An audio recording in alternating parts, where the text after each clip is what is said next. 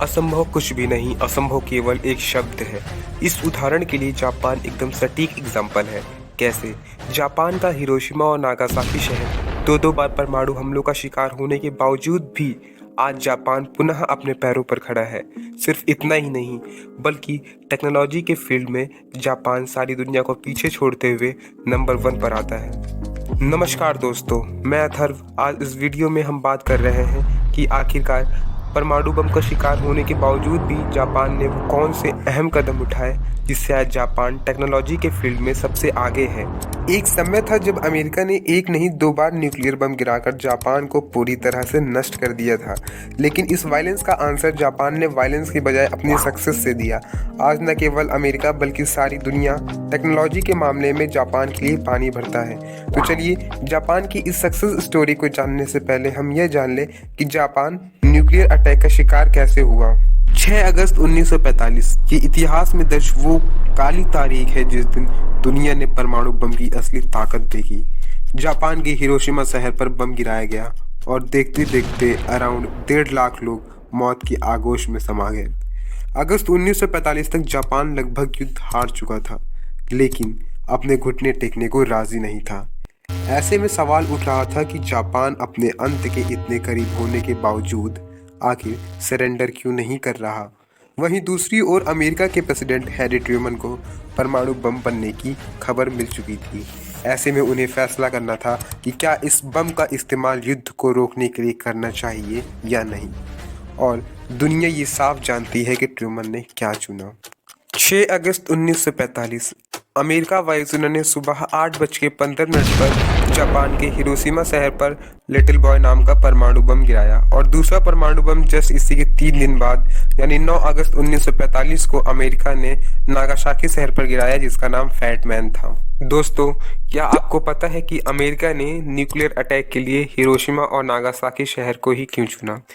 किसी देश के संस्कृति और इतिहास के साथ खिलवाड़ करना ये आम बात नहीं होता है। अमेरिका ने अपने एक इंटरव्यू में ये बताया था कि न्यूक्लियर अटैक के लिए इन शहरों को चुनने के पीछे one of the biggest reason ये था कि ये शहर जापान के कल्चर, ट्रेडिशन और हिस्ट्री को रिप्रेजेंट नहीं करते थे। It is my earnest hope, and indeed the hope of all mankind, वैसे दोस्तों, वॉर में जीत चाहे जिसकी हो, लेकिन नुकसान तो दोनों तरफ देखने को मिलता है।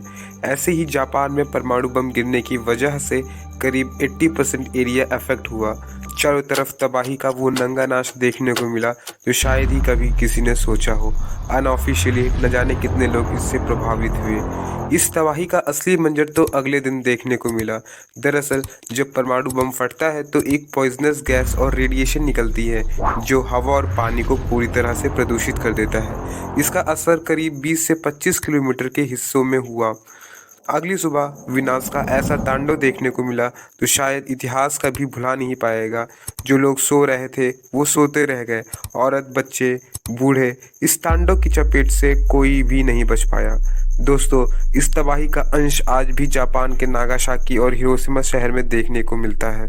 वहाँ के बच्चे आज भी डिसेबल्ड यानी विकलांग पैदा होते हैं। फिलहाल जिस तरह रात के अंधकार के साथ सवेरा होता है, किसी समस्या के खत्म होने के बाद खुशियों के प्रकाश धीरे धीरे निखरते हैं, ठीक उसी तरह जापान ने भी अपने स्ट्रेंथ के साथ वापस अपने आप को संभालते हुए रिकंस्ट्रक्शन में जुट गया, और इसमें करीब जापान को 2 साल का समय लग गया। अब हम वीडियो के उस हिस्से में पहुंच चुके हैं जिसकी बात हमने वीडियो की शुरुआत में की थी, जिसके लिए आपने वीडियो पर क्लिक किया था और जिसका आपको बेहद इंतज़ार था। जी हाँ, टेक्नोलॉजी के इस नए दौर में जापान ने एक नए सफ़र की शुरुआत की है और कुछ ऐसे अहम कदम उठाए हैं जिससे आज जापान सफलता की ऊंचाइयों को चूम रहा है।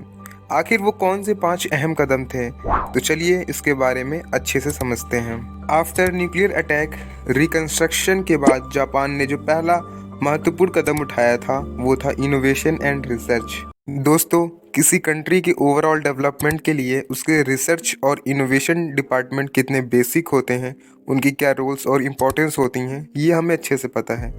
ऐसे में जापान ने सबसे पहले इन टेक्नोलॉजीज़ को विकसित करने के लिए एक बड़ा बजट बनाया, जिससे जापान के रिसर्च और इनोवेशन डिपार्टमेंट को काफ़ी मजबूती मिली। और इसी के साथ जापान ने रिसर्च और इनोवेशन सेक्टर में with the help of government support एक से बढ़कर एक नई टेक्नोलॉजीज को डेवलप किया।